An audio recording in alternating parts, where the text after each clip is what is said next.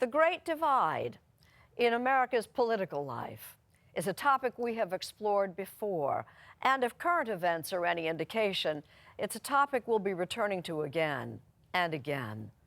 Our cover story is reported by senior contributor Ted Koppel. A couple of months back, Stephen Colbert was checking out the makeup of his studio audience. Left-handers, blondes, brunettes, Trump voters, good for you. It was actually kind of a sweet moment. Don't you change, you... Because the Ed Sullivan Theater in the heart of Manhattan is definitely not Trump country. And this single Trump supporter... Don't we love this guy? ...was being treated like some sort of endangered species. Thank you for your service. It was a rare, tiny moment of tolerance in what has become an increasingly intolerant media landscape. Members of Congress under attack. In the immediate wake of last week's shooting, there was a brief surge of hands across the aisle. An attack on one of us is an attack on all of us. To my colleagues, you're going to hear me say something you've never heard me say before. I identify myself with the remarks of the Speaker. But the shooter's immediate identification as a Trump hater... He repeatedly took to Facebook to share anti-Trump rhetoric. ...stoked passions on the right... This was attempted partisan mass murder is what it was, Sean. Can you... And the far right. Civil war. You saw a terror attack coordinated not by ISIS, but by CNN, MSNBC, the Democratic Party. Meanwhile, the rest of the media spectrum discovered new fuel for charges that the president has engaged in obstruction of justice. Whether the president himself attempted to obstruct justice. Your reaction to this bombshell report and If what you're hearing and reading and watching runs the gamut of what's referred to these days as the mainstream media, center-right to partisan left. Scandal around the president. Then Professor Yochai Benkler at Harvard's Berkman Klein Center for Internet and Society has concluded that all of you are consuming pretty much the same material. We just did a study on coverage of Trump and Russia in May of 2017. If you look and compare the words that are typical of places like the Wall Street Journal or Fortune or what we would normally think of as center-right, sites that are the three networks, the Times, the Post, all the way to Huffington Post and Daily Kos and things that are more partisan left, they all use very similar words. There are now formal calls to impeach the president. In the last 24 hours, we keep hearing that I word a lot. They all focus on Trump and Russia in very similar terms of what the complication is. Does it raise a question of impeachment? Doesn't it? Is it enough for obstruction or not? 3 words: obstruction of justice. Jeffrey Toobin is a left-wing kook, which is why he's qualified to be a legal analyst over at CNN. When you look at the right, you see much less coverage, first of all. And second, you see a completely different version of this is about a deep state effort to bring down Trump. Now, for weeks, we've been warning you about the deep state, Obama holdover government bureaucrats who are hell-bent on destroying this president, President Trump.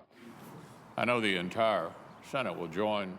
Let's state the obvious. The Republicans control the Senate. The Republicans control the House. Donald Trump has been our president just 5 months. Talk of impeachment is probably premature and certainly plays right into the hands of the president's most ardent supporters. I marvel at the ability to drive these people crazy. They think they're driving Trump's crazy, and they may be, but I'm telling you, they're losing it too. They're literally out of their minds now. You see the battle between Donald Trump and the media, which is very volatile, and it's back and forth, it's every day. That sort of really began in earnest in November of 1969. The great silent majority of my fellow Americans, I ask for your support. When Nixon, after he gave his famous great silent majority speech, was attacked by the networks immediately, That's Pat Buchanan, whose new book, Nixon's White House Wars, draws on his own experience as an advisor to President Nixon and as the author of what would become a highly controversial speech that he wrote for Vice President Spiro Agnew, hitting back at the TV networks. Now, my friends, we'd never trust such power as I've described over public opinion in the hands of an elected government. It's time we questioned it in the hands of a small and unelected elite. Sound familiar? It was a first draft of what 47 years later would become a full-throated attack. Edited fake news. Now he's admitting that the New York Times is fake news. The fake news media has George Soros. They have Jeff Bezos. They have Carlos Slim. When Buchanan ran for president himself in 1992 and 96, he crafted several campaign themes that Donald Trump adopted almost word for word. Friends, there is nothing wrong with putting America first. America first will be the major and overriding theme of my administration. Each year, millions of illegal immigrants pour across our southern borders into the United States. Most come without job skills. Crime explodes. They're bringing drugs, they're bringing crime, they're rapists. And, of course, the wall. And if I can get a victory in California, you'll see this fence all the way across to the Gulf, exactly where I want it. I would build a great wall, and nobody builds walls better than me, believe me. Thank you, I love you, thank you. Then and now, these were themes designed to peel white working-class Americans away from the Democratic Party, and it worked. Only the divisions now, says Buchanan, are far deeper than they were 20 years ago. And so everyone turns basically to create their own newspaper and their own network, and that's what they read. And the core of it, Ted, is that the country's divided as it's never been before in my lifetime. At both ends of the political spectrum, I'm Keith Olbermann, and this is The Resistance. There is a whiff of self-righteous high drama. Donald Trump, our national embarrassment, our international disgrace. The media hate America. They're every bit as evil as Donald Trump said. The media hate America. The media are fake news. The scientists are wrong on climate change.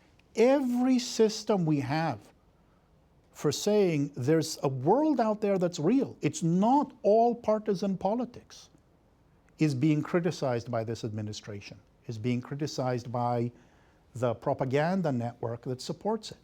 A network, says Professor Benkler, largely inspired by Breitbart, until a few years ago an obscure right-wing website which, under the leadership of Steve Bannon, accumulated enormous national political influence. And yes, it's that Steve Bannon, President Trump's chief strategist.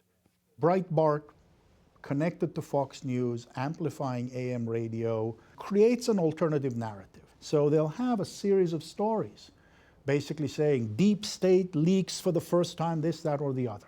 This will then be linked to on other websites like Daily Caller. It will be amped up on conspiracy sites like InfoWars. It will be generated on TV and Fox News. And all of this network of propaganda sites is directly then tied to someone who's sitting inside the White House. And if I tell those folks who believe all the things you've just enumerated, there is this study conducted by a professor at Harvard University. Now, he's an honest academician. You think they're going to pay the slightest bit of attention to your study? No. You think Trump is going to be impeached?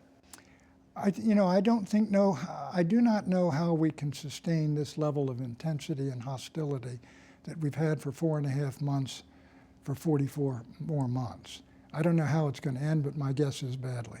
Buchanan and I spoke before last Wednesday's shooting. Do you think there will be violence? I raised the issue of possible violence in the context of an impeachment. Would it come to violence? I don't know. I wouldn't predict that. But I do think that this country would be even further and irrevocably divided over this issue, and they would not forget it for a long, long time. Because they would believe what, Ted? They would believe that this establishment was out to get Trump from the first day, and it wanted to take him down, and I think they would be right. Which brings us back to where we began. Stephen Colbert, sitting atop the late-night ratings these days by being consistently and often outrageously anti-Trump. I have something to say here. Donald Trump, if you're watching, first of all, you're a bad president. Please resign. Second of all... The cheering went on and on and on.